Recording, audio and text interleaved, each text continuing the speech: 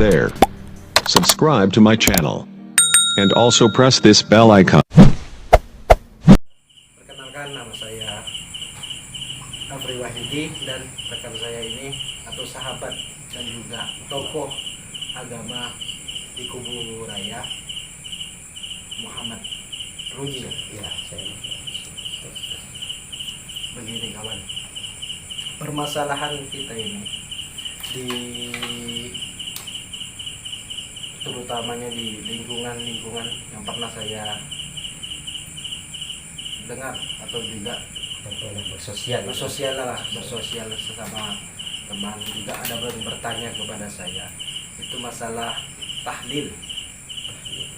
Nah, tahlil itu sendiri ada yang mengatakan sebagian ini bid'ah, ada sebagian ini mengerjakan dengan senang lah pokoknya. Nah, yang mau saya tanyakan ini,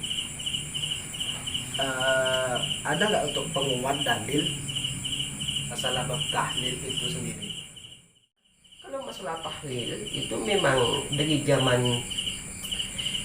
zaman apa Ibnu Taimiyah bahas masalah tahlil itu. Apa sih pengertian tahlil? Kita harus tahu dulu tahlil itu apa gitu, Pak. Kalau tahlil tahu maknanya, kita baru membahas masalah hukumnya. Tahlil kan diambil dari kalimat la ilaha illallah, kalimat ayat Al-Quran yang mengandung di dalamnya, sehingga dirangkul oleh para ulama yang cinta akan tahlil. Maka timbullah satu kalimat tahlil. Kalimat tahlil di situ. Cuman pada dasarnya memang yang menjadi acuan yang timbul masalah hukum dengan pendapat ini kan ketika tidak ditemukan dalil yang mutlak. Betul ya? Tidak ditemukan dalil yang mutlak. Cuman ada sebagian ulama yang menyandarkan mengiaskan kepada dalil yang lain. Semisal ketika anak Adam meninggal dunia, al-ibnu adama in qatu amalu illa min salasin. Ketika anak Adam meninggal dunia, maka terputuslah amalnya kecuali 3 perkara. Yang pertama, sedekahun jariyah, sedekah jariyah yang kita amalkan kepada orang lain. Apabila kita memiliki harta yang lebih, maka diamalkan kepada orang lain. Yang kedua, au ilmu yunta'u, ilmu yang bermanfaat. Apa itu ilmu yang bermanfaat? Ketika kita ada di sosial, maka mau menyalurkan baik dari sosial berhadapan langsung maupun melalui media dakwah yang mengandung syiar-syiar balihu anna walau ayat, maka sampaikan kata baginda walaupun 1 ayat. Maka itu bagian dari ilmu yang bermanfaat. Lebih celaka lagi kalau orang memiliki ilmu tapi dia menutupinya. Ini Kang, lebih celaka lagi nih Kang.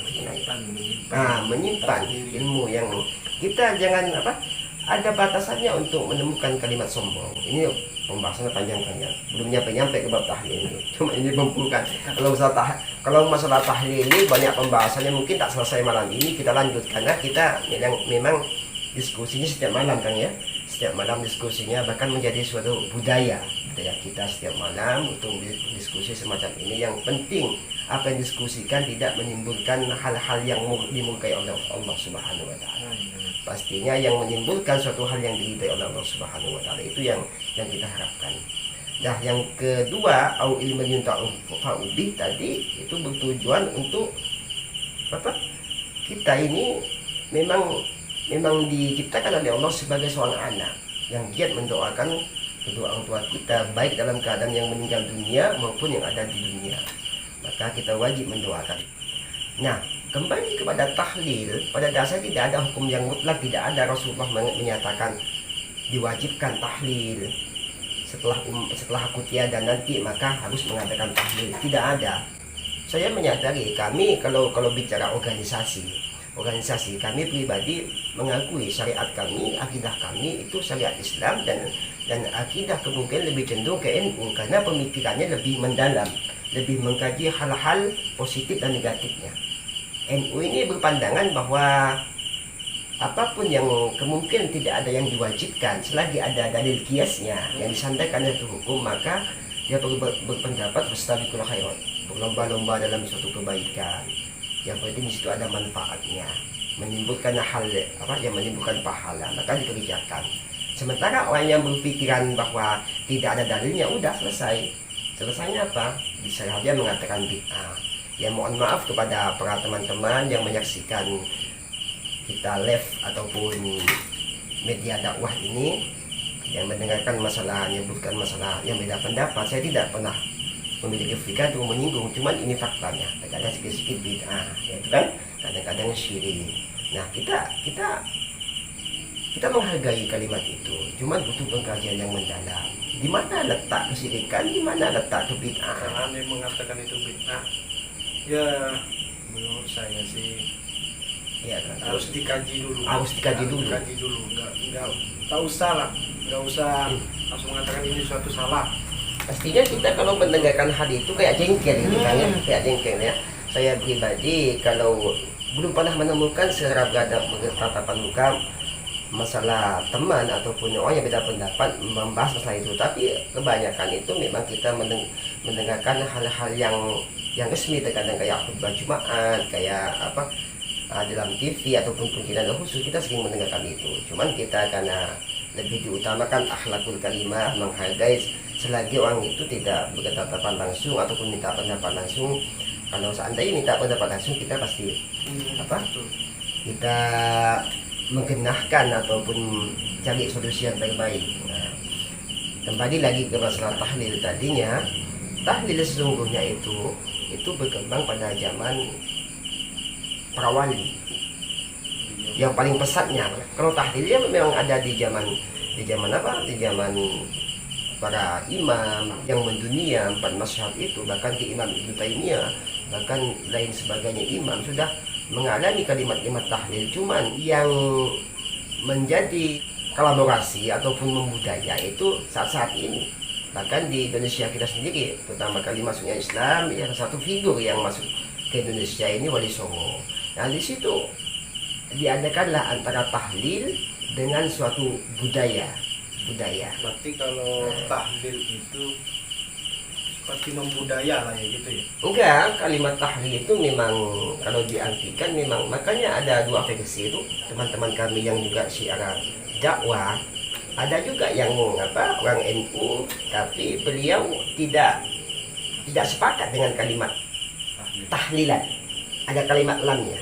Tapi kalau tahlilnya sepakat, karena pada hakikatnya tahlil itu kalimat yang mengambil di ruang lingkup Al-Quran.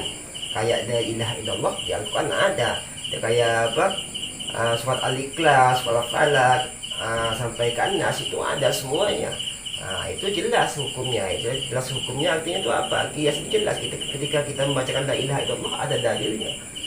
Ketika kita membacakan suatu ayat Al-Quran itu ada dalilnya, maka disampaikan ke situ. Cuma masalah yang sering dikomplain oleh yang berbeda pendapat, yang pemikirannya kemungkinan kurang mengkaji ke dalam hikmah di sebalik tahlil itu, tanpa pengkajian tiba-tiba dianggapnya seakan-akan bid'ahnya itu fatal. Bid'ahnya fatal sehingga dasarnya itu yang jadikan panutan bagi orang yang protes, kullu bid'atin dolalah wa kullu bid'atin dolalah finnar. Bahasanya seperti itu. Maka segala sesuatu yang bid'ah, segala sesuatu yang mengada-ngada, maka ujung-ujungnya dia menyebutnya di neraka. Padahal kalau kita kaji sendiri, suatu hal yang dikiaskan itu butuh kita sendiri. Kenapa dikatakan butuh? Tidak semuanya kita memahami Al-Quran. Apalagi kalau kita kasih contoh masalah khamr sendiri. Ya kan? Masalah khamr itu kan jelas di Al-Quran, khamr disebutkan. Tapi bagaimana dengan hal-hal yang baru yang sama-sama menimbulkan kerugian dalam jiwa kita, merusak jiwa kita, seperti cap cuan, apalagi bir, sekiranya merusak jiwa kita, bagaimana hukumnya? Makanya ulama mengiaskan. Begitupun dengan tahlil.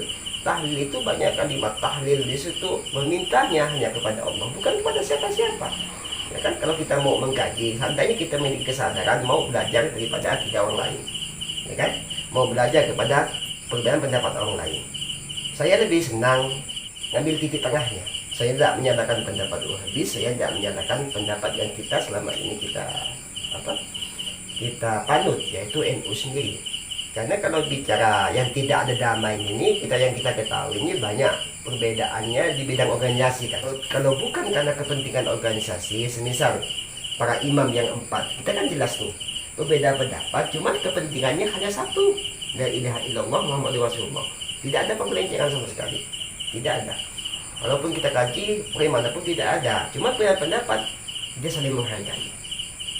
Mereka sadar berpatokan ke imam, kita berpatokan ke imam, yang lain megang Imam Ahmad bin Hambal, kita pribadi terkadang lebih cenderung ke Imam Syafi'i tapi menghargai Ahmad bin Hambal. Dan di situ kalau memahami masalah perbedaan itu, yang penting jangan sampai melanggar suatu hukum, artinya tidak bertolak belakang dengan syariat. Kita sudah menghargai. Cuman masalahnya kita kalau timbul perbedaan, ada yang tak cinta dengan tahlil, ada yang suka dengan tahlil karena ada kalimat Allah di situ, ada pun zikir pada Allah, minta kepada Allah. Saya pikir tidak ada kelirunya. Yang keliru itu kalau menyalahkan. Iya, yang dipermasalahkan tuh kadang-kadang kayak seperti harinya. Kenapa kan kalau di versi orang Madura, nih saya kan orang Madura, sampean kan juga orang Madura. Iya, saya kedua Madura. Jadi dari hari pertama sampai ke hari ke-7 itu kita mengadakan tahlil. Tahlil. Nah, setelah itu 40 hari sampai 100 hari, 1000 hari kan. Yang dipermasalahkan kenapa Budaya yang masuk gitu ya. Kenapa harus Ada sistem ada semacam sistem itu. kayak hari-harinya gitu. Kita Kenapa sadari. kenapa nggak dibaca ya setiap hari untuk mendoakan? Kita Tapi disadari, ya kita potong dulu, kita disadari bahwa itulah kolaborasi dengan budaya keterbiasaan. Keterbiasaan yang kita hadapi di ruang lingkup kita, ya kemungkinan ini suatu gabungan dengan suatu hukum, ini gabungan. Karena tahlil yang ada jelas hukumnya, tapi dikolaborasi dengan apa? Kita dihadiri, kita terkadang keluarga kita meninggal dunia, ada yang mau yang menghadiri acara kita untuk mendoakan orang yang telah meninggal dunia. Itu sebenarnya budaya yang digabungkan dengan suatu hukum yang ada. Nah, di situ sebenarnya para ulama kita NU sendiri berpandangan bahwa hal semacam itu banyak hukum yang dikiaskan. Pertama, kehadiran seseorang untuk mendoakan kita itu jelas hukumnya. Rasulullah itu ketika sahabatnya wafat, Rasulullah juga pergi ke ziarah. Cuman ada penambahan apa? Penambahan cara, kemudian ada 1 hari 7 hari ya. Iya. 1 hari 7 hari. Itu kita sadari suatu budaya sebenarnya. Budaya. Gimana sih supaya menimbulkan kekompakan? Maka pakai sistem seperti itu para wali. Para wali pakai sistem budaya supaya kita menimbulkan kekompakan, kita pedulikan sesama orang yang telah berduka atau menerima musibah. Itu diadakan suatu perkumpulan semacam itu. Apa landasannya? Ukhuwah. Ukhuwah itu ada kan? Ukhuwah itu ada bahwa kita berkumpul dengan sesama. Ya, artinya di situ masuklah budaya itu mendoakan untuk meninggal dunia, itu merupakan budaya yang digabungkan dengan suatu kebaikan. Maka kita tidak mengatakan bahwa budayanya wajib, cuman dukungan apa? Dukungan moral Islam itu sendiri termasuk tahlil, mendoakan, bersedekah, itu kan ada di dalamnya. Dukungan, maka hukumnya dikiaskan, tidak mengatakan wajib, cuman dengan diadakan seperti ini, tidak adakah yang nyampai doa kita? Karena itu ada kalimat istighfar, ada kalimat la ilaha illallah, kan? Tidak akan melenceng. Bukankah kita mengajak orang lain untuk berdeskuat? Bukan mengajak orang lain itu mengadakan DJ, enggak. Tapi ini mengadakan budaya yang digabungkan dengan budaya Islam. Masalah diterima dengan tidaknya itu wallahu a'lam. Tapi yang jelas la ilaha illallah itu ada dalilnya, apa? Bersedekah itu juga kita memanggil orang lain, ada mungkin konsumsi yang keluar dari para yang berduka, konsumsi yang keluar itu kan menimbulkan suatu sedekah terhadap orang lain. Karena di masa hidupnya kemungkinan almarhum tidak sempat untuk bersedekah, maka hak yang hidup untuk menyalurkan sedekahnya dipersembahkan kepada orang yang telah meninggal dunia. Karena dalil ini dikiaskan oleh para ulama ketika Rasulullah SAW di zaman Rasulullah, sahabat bertanya masalah ayahnya yang telah meninggal dunia. Masalah ayahnya yang telah meninggal dunia, cuman dia tidak sempat untuk nazar masalah hajinya. Nah, itu kan orang lain yang melakukan kan? Kalau memanglah tidak nyampe masalah tahlil ini, kita kembali kepada ulama yang cinta dengan tahlil mengiaskan dalil itu. Apa tanggapan Rasulullah ketika ditanya? Ya Rasulullah, orang tua kami meninggal dunia, cuman orang tua punya hajat yang belum terkabulkan, yaitu masalah haji. masalah haji, cuman masalahnya Allah lebih cinta duluan, Allah tidak memenuhi panggilan tersebut. Bagaimana hukumnya? Apa kata Rasulullah? Masalah itu sudah nyampe niat, tergantung niatnya. Kalau kita berniat untuk haji tapi dalam keadaan sudah meninggal dunia, maka niat tersebut sama dengan kita berangkat haji. Yang kedua, bertanya juga para sahabat, bagaimana kalau seandainya haji yang tidak terkabulkan karena musibah atas wafatnya orang tua kami? Bagaimana kalau seandainya kita yang hidup ini menghajikan, dispesialkan untuk orang tua kami ini? Apa tanggapan Rasulullah? Bukan jawaban lah, bukan jawaban tidak, tapi na'am, kata Allah, silakan. Kembali kepada hukum tahlil yang kita perbincangkan, itu kan jelas orang yang usil terkadang tidak cinta kepada budaya tahlil. Oh, kita hargailah, cuman udahlah tidak cinta, tapi timbullah suatu kayak kalimat memecah belah gitu kan, tidak menghargai orang lain. Padahal para imam meskipun berbeda itu saling menghargai. Dikembalikanlah ke masalah tahlil tadi, bahwa yang hidup ini mendoakan orang telah meninggal dunia, nyampe enggak ketika haji tadi nyampe kepada kata Rasulullah mengatakan na'am, maka bagaimana dengan tahlil kalau mengiaskan kita begitu? Nyampe enggak kalau seandainya orang tua kita semua meninggal dunia, mungkin dia enggak banyak apa yang namanya manusia, al-insanu makhlukul khata'i wa nisyan, tidak luput dari kesalahan. Seandainya anak yang soleh mendoakan orang tuanya, dengan cara apa? Dikolaborasi dengan berdatangan orang, mendoakan orang lain. Yang jelas kita sebagai tuan rumah tidak akan pernah memaksa orang lain tersebut, akan tetapi mereka sendiri yang cinta kepada kalimat la ilaha illallah bahkan senang mendoakan orang lain. Karena dalam Islam itu yang namanya orang tua bukan fokus pada orang tua kita, akan tetapi orang yang lebih tua daripada kita diberi amanah sebagai anak yang soleh. Kita mau menerima amanah Allah, menyukuri amanah Allah, kita menjalankan amanah Allah yang diadakan soleh, maka orang lebih tua daripada kita sama hal dengan orang tua kita pribadi, mendoakan orang yang lebih tua, mendoakan kepada orang tua kita. Awaladin solihin yad'ulah, kata Rasulullah, anak yang soleh mendoakan orang tua. Jadi seperti tadi ada yang dikiaskan oleh para ulama. Maka kalau dikaji sama itu, insya Allah kita, kalau hatinya memang tidak keras, kita bisa menerima perbedaan itu. Tapi kan kita tidak bisa memaksakan, kita tak menghargai. Yang penting jangan usil. Apalagi berbicara di depan kita juga punya dalil gitu, meskipun pada dasarnya dalil tidak mutlak. Cuman kalau kita kembali kepada hal yang tadi kita bahas, kias yang sudah kita bahas, masalah orang tua yang tak sempat bernadar lalu anak yang menadakan, na'am, kata Rasulullah. Begitu pun dengan telah bersangkutan meninggal dunia, seorang anak memiliki hajat untuk memuliakan orang tuanya ketika menghadap Allah, dia berdoa. Itu fungsinya awaladin solihin yad'ulah, dari tiga amal yang terus mengalir dunia sampai akhir.